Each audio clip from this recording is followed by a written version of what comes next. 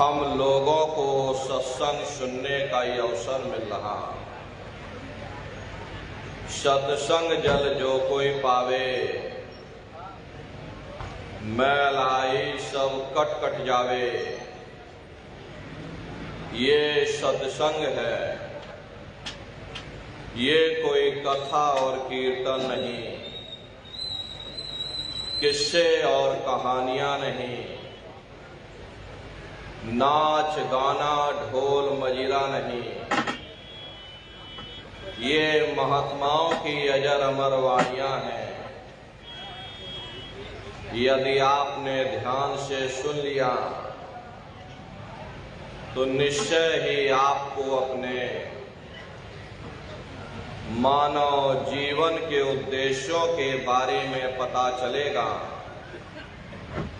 कि आखिर ये मनुष्य शरीर हमको क्यों मिला है, क्या इसका उद्देश्य है, मरने के बाद हम कहाँ जाएंगे, हमारे बाल बच्चे रिश्ते नातेदार कहाँ जाएंगे, कैसे हमारी जीवात्मा का कल्याण होगा।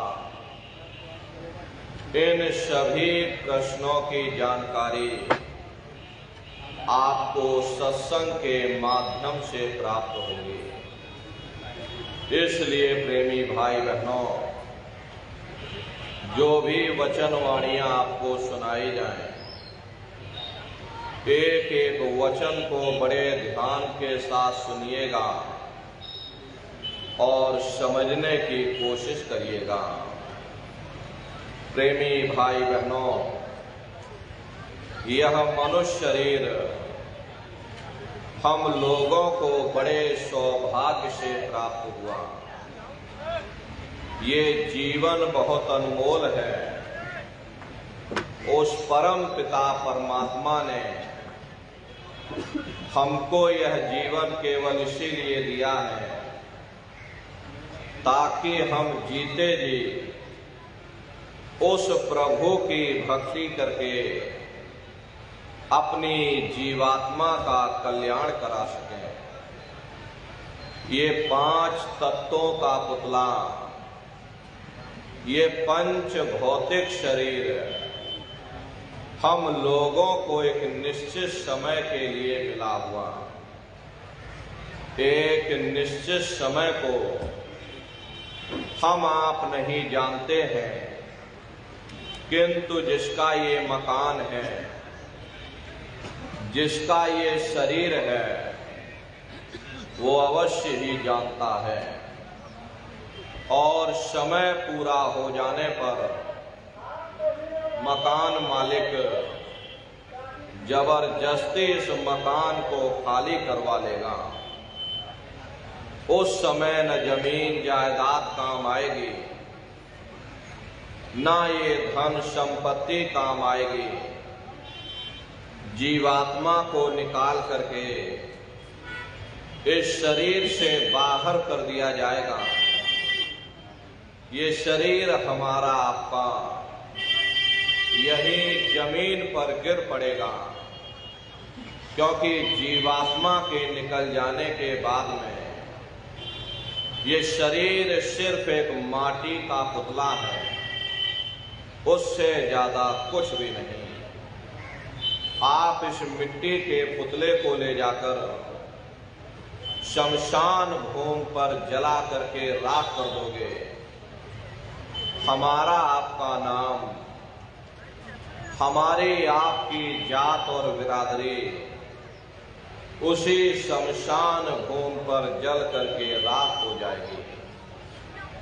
इसीलिए महात्मा समझाते हैं कि भाई मिली नरदेह यह तुमको,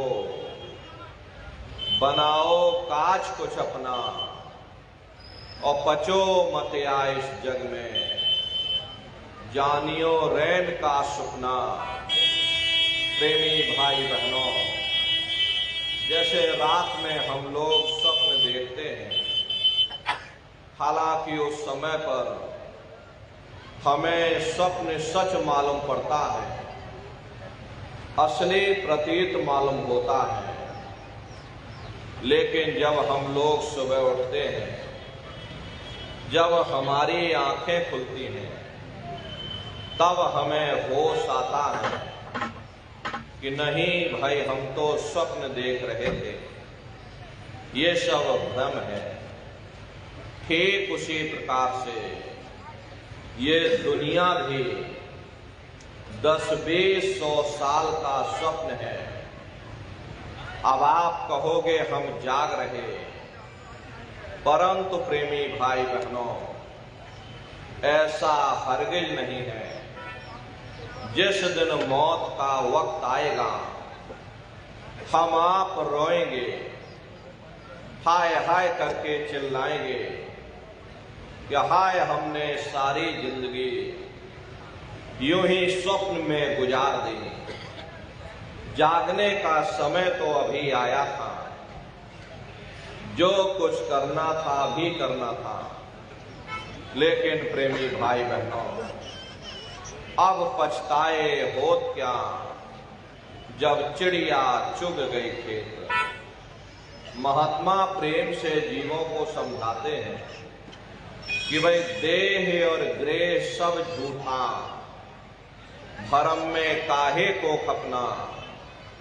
ये घर बार हमारा अपना नहीं, ये पराया देश है, ये सराय खाना है, ये मुसाफिर खाना है। ये शरीर भी तुम्हारा अपना नहीं है, ये भी काल का पिंजरा है, किराए का मकान है, पराया मकान है। किसी को 40-50 साल के लिए मिला, किसी को 80-90-100 साल के लिए मिल गया। जितने जितने श्वास उस मालिक ने बख्शे हैं, उसे भुगतने के बाद में हमें शरीर को यहीं छोड़ जाना। श्वास दुधारा नित ही जारी, एक दिन खाली चाम।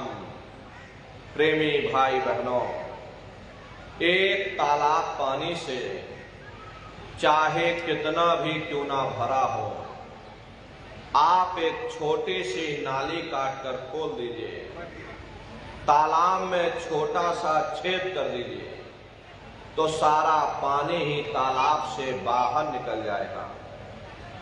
ठीक उसी प्रकार से हमारा ये शरीर भी श्वासों का भंडार है। जब तक श्वासों का भंडार जारी है, तब तक हम दुनिया के काम काज में उलझे हुए। लेकिन जिस वक्त ये श्वासों का भंडार खाली होगा, टेलीफोन खड़क जाएंगे, तार पहुंच जाएंगे, संदेश पहुंच जाएंगे, सब रिश्ते नातेदार, सब कुटुंब परिवार वाले, सब अड़ोस पड़ोस वाले मिनटों सेकंडों में इकट्ठा हो जाएंगे। प्रेमी भाई बहनों, जिस शरीर से तुम इतना प्रेम किया करते थे, उसे कोई एक रात भी घर में रखने को तैयार नहीं होता। मामूली कष्ट नहीं होता है। मौत के समय में घनघोर पीड़ा होती है। जनमत मरत दुसह दुख हुई। सहजो बाई ने बयान किया है कि सहजो मौत आईया, अंग अंग दिया तोड़, और हिया जरे छाती फटे, उठे पीर घनघोर। गुरु महाराज सत्संग में फरमाते थे, जैसे 1,00,000 बिच्छू एक साथ मिल करके हमारे शरीर पर डंक मारे, उससे भी लाखों करोड़ों गुना ज्यादा मौत के समय में दर्द होता है। जब मृत्यु आती है तो किस तरह से प्राण निकलते हैं, प्राणों के निकलने की क्या प्रक्रिया होती है, पहले उसे आप अच्छी तरह से समझ लीजिए। सिमटत भास श्वास उठ जावे और प्राण पति जब सिमट समावे, उस समय हमारी ये श्वासें रुक जाती हैं, शरीर की चेतना पीछे सिमटने लगती है। तो सबसे पहले गुदा चक्र टूटता है, क्योंकि गुदा चक्र में पृथ्वी का वास होता है। गुदा चक्र टूट करके ऊपर इंद्रिय चक्र में समा जाता। इंद्रिय चक्र में जल का वास होता, यानी जल ने पृथ्वी को खोल दिया। फिर जब इंद्रिय चक्र टूटेगा तो ऊपर नाभि चक्र में समा जाएगा। नाभि चक्र में अग्नि का वास होता है, यानी अग्नि ने फिर जल को सुखा दिया। ये नीचे से सिमटाव होता है, नीचे से ऊपर की ओर सिमटाव होता। फिर जब ये नाभि चक्र टूटेगा तो हृदय चक्र में समा जाएगा। हृदय चक्र में वायु का वास होता, यानी वायु ने अग्नि को अपने में समाहित कर लिया और इस तरह से वायु आकाश में उड़ गई। ये आंखों की पुतलियां ऊपर पलट जाती हैं, मुंह खुला का खुला रह जाता। महात्मा प्रेम से जीवों को समझाते हैं कि भाई जब यह कर्म कलाई उपजावे और बुद्धि सुरत की आन दबावे, जब यह जीवात्मा पांचों तत्वों को लांग करके जल पृथ्वी अग्नि वायु आकाश पांचों तत्वों को लांग करके ऊपर आती है, तो काल दाढ़ में आन दबानी और जब ढरके नैनन से पानी, जब काल अपनी दाढ़ में दबाता है उस समय नेत्रों से पानी निकलता है। इंद्रियां टूट टूट करके चकनाचूर हो जाती हैं। सब रिश्ते नातेदार खड़े रह जाएंगे। डॉक्टर वैद्य हकीम सब आपको घेरे रह जाएंगे। लेकिन प्रेमी भाई बहनों, उस समय आपको कोई बचा नहीं सकता। यमदूत आते हैं, प्राणों की डोरी को तोड़ देते हैं और जीवात्मा को खींच करके इस शरीर से बाहर कर दिया जाता। जैसे ही ये जीवात्मा शरीर से अलग हुई, ये शरीर हमारा मिट्टी हो जाता।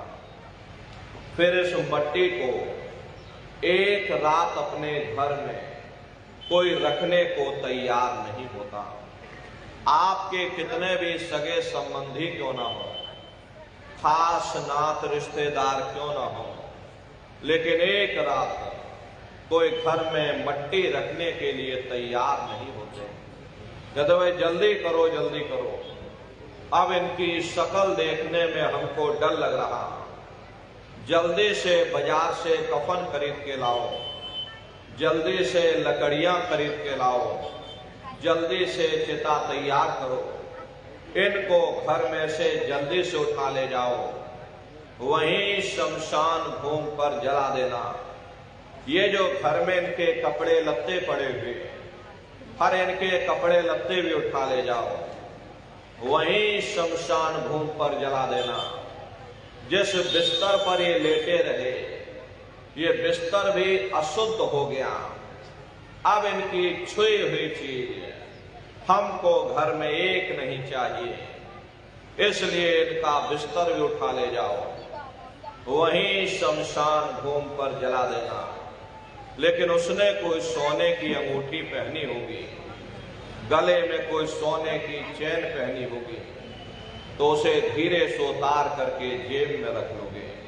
बस वही एक अशुद्ध नहीं होगा और बाकी सब अशुद्ध हो जाएगा। हरे महात्मा कहते हैं कि भाई कुटुंब परिवार मतलब का और बिना धन पास नहीं जाए। ये रिश्ते नातेदार, ये कुटुंब परिवार वाले, ये सब स्वार्थ के संगी साथी हैं। हरे प्रेमी भाई बहनों, आज तुम्हारी जेब में पैसा है तो सब जैसे तैसे तुमसे रिश्तेदारियां कायम कर लेंगे। आज जेब खाली हो जाए तो बेटा बाप को बाप कहने के लिए तैयार नहीं होता। आप रोज कचहरियों में मुकदमों का हाल देखते हो। यदि किसी पिता ने बंटवारा करते समय किसी एक बेटे को 1000 रुपया कम दे दिया या 1 बीघा जमीन कम दे दी तो बेटा बाप का दुश्मन बन जाता, उसे ले जाकर कचहरियों में खड़ा कर देता। अरे अपना यहाँ क्या है, ये स्वार्थ के संगी साथी, कोई तुमको याद करने वाला नहीं। 13 दिन बाद 13वीं मना दोगे, लड्डू पूड़ी पकवान बना करके खिला दोगे, फिर जाने वाले को कोई याद नहीं करता। अभी बूढ़े बुजुर्गों से पूछा जाए कि भाई क्या तुमको तुम्हारे माँ बाप की याद आती है, तो कहेंगे भाई नहीं आती। क्यों नहीं आती? अरे तुम्हारे माँ बाप थे, तुमको पाला पोसा बड़ा किया, खुद बेचारे भूखे रहे होंगे, तुम्हारा पेट पाला होगा, तुमको तुम्हारे अपने माँ बाप की याद क्यों नहीं आती? क्योंकि तुम्हारे सामने तुम्हारे लड़के बच्चे हो गए, तुम्हारे नाती पोता पंती और संती हो गए, इसलिए तुम अपने माँ बाप की यादों को धीरे धीरे भूल गए और नई यादों में धीरे धीरे बस गए। ऐसे ही प्रेमी भाई बहनों, एक दिन सब तुमको भी भूल जाएंगे, कोई किसी को याद करने वाला नहीं। ये कहानी तो शमशान भूमि पर समाप्त हो गई। उधर देखो क्या होता, तुम्हारी जीवात्मा को ले जाकर के ऊपर धर्मराज की कचहरी में पेश कर दिया जाएगा। वहां पलक झपकते ही तुम्हारे अच्छे बुरे कर्मों का हिसाब किताब हो जाएगा। धर्मराज तुमको सजा सुना देंगे, ले जाओ इनको फलाने नरक में डाल दो, क्योंकि मैंने इनको मौका दिया था। जब ये मां के घर में उल्टे लटके हुए थे, सिर इनका नीचे था, पैर इनके ऊपर थे, उस समय इन्होंने मुझसे प्रार्थना की थी कि हे मालिक, मुझे एक बार मौका दे दो, मुझे एक बार मनुष्य शरीर दे दो, हम भजन करेंगे, भक्ति करेंगे, हम अपनी जीवात्मा का कल्याण करेंगे। तो मैंने इनकी प्रार्थना को स्वीकार कर लिया और इनको मैंने सुंदर सा ये मनुष्य शरीर दे दिया और कह करके मैंने भेजा था कि भाई ये मनुष्य शरीर ये किराए का मकान है, ये तुम्हारा अपना नहीं है। अगर ये तुम्हारा अपना होता तो हमेशा तुम्हारे पास रहता, ये तुम्हारा अपना नहीं। ये मैंने तुमको कुछ समय के लिए किराए का मकान दिया है।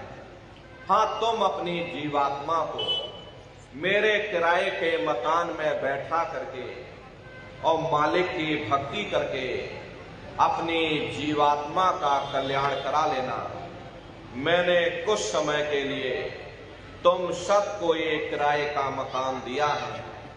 जब समय पूरा होगा मैं अपने सिपाहियों को भेजूंगा, उस समय पर तुम मेरे मकान को खाली कर देना। लेकिन इतना ध्यान रखना कि जैसा साफ सुथरा मैंने तुमको ये किराए का मकान दिया है, वैसा ही साफ सुथरा तुम मुझको वापस लौटाना। लेकिन इस किराए के मकान में बैठ करके इन्होंने अच्छे बुरे कर्म कर डाले। मेरे किराए के मकान को इन्होंने अपने कर्मों से गंदा कर दिया, इसलिए कर्मों की सजा इनको मिलेगी। ले जाओ इनको फलाने नरक में डाल दो। महात्मा कभी झूठ नहीं बोलते। महात्माओं ने जब साधना किया, साधना करके जब ऊपर गए और ऊपर जा करके जब उन्होंने नरकों का हाल देखा, तो हमारी आपकी जानकारी के लिए उन्होंने धर्म ग्रंथों में लिख दिया कि लोह के खम्भ तपत के माही, और जहां जीव को ले चिपकाई वहां लोहे के खंभे अग्नि से धधक धधक कर लाल हो रहे हैं। ऐसे छोटे जीवों को उन खंभों में चिपकाया जाता है। जीव हाय हाय करके तड़पता है, तड़फ तड़फ जीव जुलम बुखारी, और तपत खम्भ दुख उपजे भारी। असहनीय वेदना होती है, असहनीय दुख दर्द होता है। जीव वहां रोता और चिल्लाता रहता। लाखों लाख योजन मील तक तुम्हारे रोने और चिल्लाने की आवाज जाती है, लेकिन प्रेमी भाई बहनों, वहां कोई तुम्हारी पुकार सुनने वाला नहीं, कोई तुम्हारी दर्द भरी आवाज को सुनने वाला नहीं। हरे महात्मा कहते हैं कि भाई नर के अनेकन और हैं, कहाँ लग कहूं बखान, और दुख भुगते यह जीव जो जाने जो भोग समान। कहते भाई एक नरक नहीं, ऐसे वहां पर अनेकों अनेक नरक बने हुए, अलग अलग खोटे पाप कर्मों के वहां पर अलग अलग नरक बने हुए। कुंभी नरक निदान यह है, पड़े जीव जग जाए और सिर समेत डूबा रहे सदा नरक के माही। कुंभी कहते हैं घड़े के आकार का बड़ा विशाल नरक बना हुआ, दुनिया भर का मवाद उसमें भरा, बड़ी भारी बदबू उसमें से आती है। जीवों को उसी में डाल दिया जाता। जब ही नरक सिर ऊपर काढ़े तब ऊपर जूते जब मारे। जैसे ही जीव श्वास लेने के लिए अपने सिर को बाहर निकालता, ऊपर अंदूर खड़े रहते, नौकदार भालों से प्रहार कर देते, जीव फिर उसी में डूब जाता है, युगों युगों तक डूबा रहता। कुंभे नरक कल्प लौवासा, मुख में नरक नाक में सासा, कल्प लौवासा यानी 1000 चौकड़ी युग का एक कल्प होता है। न जाने कितने कल्पों तक, अनगिनत युगों तक जीव उन्हीं नरकों की यातनाओं को भोगता रहता है। और नरकों की यातनाएं भोगने के बाद में इसी जीवात्मा को सीधे मनुष्य शरीर नहीं दिया जाता, बल्कि इसे 4 खान 84 लाख योनियों में डाल दिया जाता। जैसे बच्चा होता है, बच्चा पहले कक्षा 1 पास करेगा, फिर कक्षा 2 में जाएगा। ऐसे वहां पर भी पूरा चैनल बना हुआ। नरकों की यातनाओं को भोगने के बाद में इन्हीं जीवों को 4 खान 84 लाख योनियों में डाल दिया जाता है। प्रेमी भाई बहनों, ये 4 खान 84 लाख योनियां ये कोई मामूली योनियां नहीं होती। 4 खान का मतलब होता है अंडज पिंडज उपमज स्थावर, ये 4 खाने होती हैं। पहली श्रेणी तो इन पेड़ पौधों की आती है जिनके अंदर पानी का तत्व मौजूद होता है। कभी ये भी बेचारे मनुष्य हुआ करते थे, लेकिन आज अपने कर्मों का भोग पा रहे हैं, एक जगह पर बेचारे खड़े हुए। दूसरी श्रेणी कीड़े मकोड़ों की आती है जिनके अंदर पृथ्वी और अग्नि का तत्व मौजूद होता है। तीसरी श्रेणी पंछियों की आती है, चौथी चौपाए जानवरों की आती है, और 5वीं स्वयं इंसान की आती है जिसके अंदर 5 तत्व जल पृथ्वी अग्नि वायु आकाश 5 तत्व मौजूद होते हैं। प्रेमी भाई बहनों, ये 4 खाने हैं, इनके अलग अलग 84 लाख योनियां होती हैं।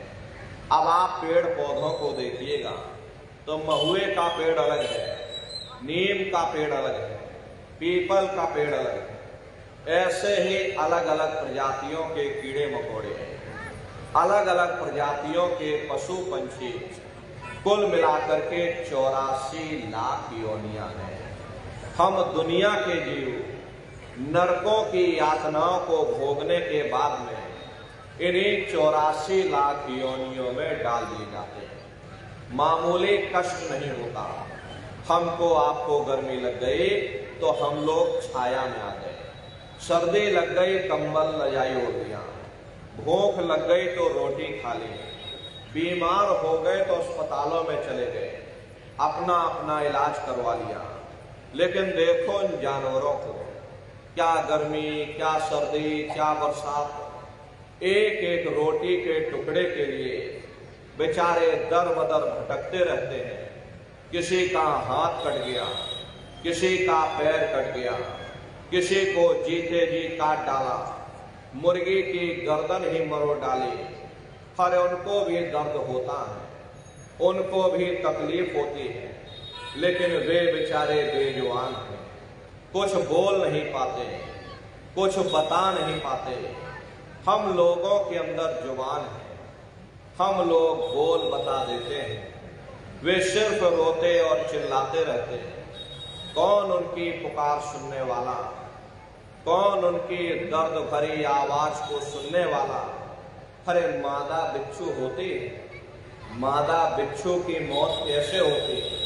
मादा बिच्छू जब अपने बच्चे को जन्म देती है तो उसी के बच्चे अपनी भूख को मिटाने के लिए अपनी माँ की पीठ पर चढ़ जाते हैं और उसी के मांस को नोच नोच करके खाते हैं। वो तड़पती रहती है, कराहती रहती है, लेकिन जब तक हड्डी हड्डी न बच जाए उसके बच्चे अपनी माँ की पीठ से नीचे नहीं उतरते हैं। ऐसे न जाने कितने जीव जंतु इस संसार में भरे पड़े हुए हैं। कई जन्म भय कीट पतंगा, कई जन्म भय मीन कुरंगा, कई जन्म पंखी सर्पोयो, कई जन्म है वर वृक्ष जोयो। मिल जगदीश मिलन की वरिया और चिरंकार यह देश सजरिया। करोड़ों करोड़ युगों से हम आप नरकों की यातनाओं को भोगने के बाद में फिर कभी कीड़े पतंगों की योनि में, कभी पेड़ पौधों की योनि में, तो कभी पशु और पंछियों की योनि में भटका खाते हैं। प्रेमी भाई बहनों, 84 लाख योनियों की सबसे जो आखिरी योनि होती है वो गाय और बैल की योनि होती है। गाय स्त्री का रूप लेती है और बैल पुरुष का रूप लेते हैं। ये 84 लाख योनियों की सबसे आखिरी योनि यानी कि अंतिम पायदान होता है। उसके बाद तब जाकर के हम लोगों को दोबारा फिर से मनुष्य शरीर प्राप्त होता। इसीलिए कहा गया कि बड़े भाग्य मानुष तन पाया और कोट जन्म जब भटका खाया। कोटान कोट जन्म जन्मांतरों तक अलग अलग योनियों में भटकने के बाद में तब बड़े सौभाग्य से हम लोगों को ये मनुष्य शरीर प्राप्त हुआ। लेकिन बड़े अफसोस की बात है कि जैसे किसी को हीरा मिल गया, अब उसे हीरे की परख नहीं, उसने हीरे को गधे के गले में बांध दिया। ठीक उसी प्रकार से ये मनुष्य शरीर उत्तम से उत्तम है, लेकिन इंसान इसकी कद्र नहीं करता।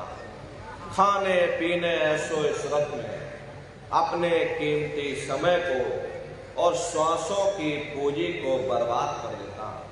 महात्मा प्रेम से समझाते हैं कि भाई बड़े सौभाग्य से तुम लोगों को ये मनुष्य शरीर प्राप्त हुआ है।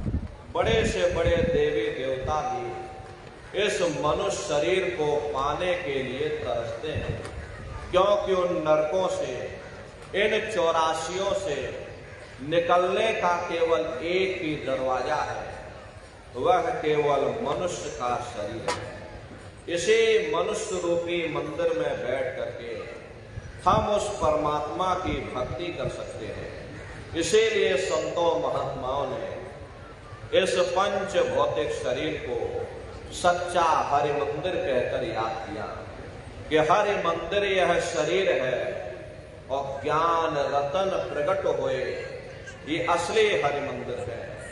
जब भी वो परमात्मा मिलेगा इसे हरि मंदिर के अंदर मिलेगा। इसे पंच भौतिक शरीर को गुरु नानक साहब ने नर नारायणी देह कहकर याद किया। ये वो देह है जिसमें नारायण स्वयं विराजमान है। अरे वो नारायण जब भी मिलेंगे तुम्हें तुम्हारे अंदर मिलेंगे। यही कबीर साहब ने लिखा है कि जो तिल माही तेल है, जो चकमक में आग, और तेरा साईं तुझ में और जाग सके तो जाग। जिस तरह से तिल में तेल होता है, पत्थर में अग्नि होती है, ठीक उसी तरह से वो मालिक हरेक के घट घट में, हरेक के वजूद के अंदर बैठा हुआ। यही आपकी धर्म पुस्तकों में भी लिखा है कि अरे मोको का धोड़े रे बंदे, मैं तो तेरे पास में, और ना तीरथ में ना मूरत में, मैं तो हूं विश्वास में। ना मैं तीरथ में मिलूंगा, ना मैं मूरत में मिलूंगा, ना मैं अन्य किसी कर्म कांड में मिलूंगा, ना मैं ग्रंथों में मिलूंगा, ना मैं पोथियों में मिलूंगा, ना मैं किताबों में मिलूंगा। चाहे सारी उम्र बैठ करके तुम अखंड रामायण पढ़ते रहो, पर मैं जब भी मिलूंगा तो मैं तुम्हारे अंदर मिलूंगा। प्रेमी भाई बहनों, बड़ी सीधी सी बात है कि अगर खाना बनाने की किताब सारी उम्र बैठ करके पढ़ते रहोगे कि भाई खाना ऐसे बनता है, खाना वैसे बनता है, खाने में नमक डाला जाता है और खाने में तेल डाला जाता है, तो कभी तुम्हारा पेट नहीं भर सकता जब तक आप खाना बनाओगे नहीं। उसे स्वयं